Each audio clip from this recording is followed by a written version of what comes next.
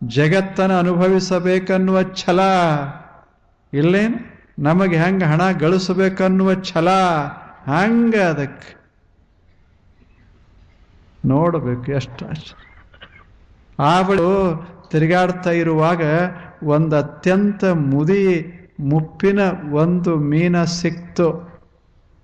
ಅದು ಭೇಟಿಯಾತು.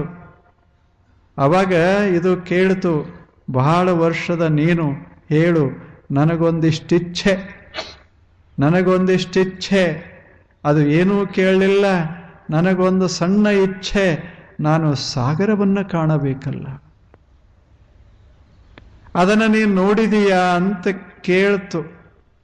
ಅವಾಗ ದೊಡ್ಡ ಮೀನ, ಅದು ಏನು ಮುಪ್ಪಿನ ಮೀನ ಇತ್ತೋ ಅದು ಹೇಳ್ತು, ನನ್ನ ಜೀವನದಾಗ ಯಾರಿಗರೇ ಒಂದಿಷ್ಟು ಹೇಳಬೇಕಂತ ಮಾಡಿದ್ದೆ, ಯಾರೂ ಕೇಳಿರಲಿಲ್ಲ, ನೀವೊಬ್ಬನೇ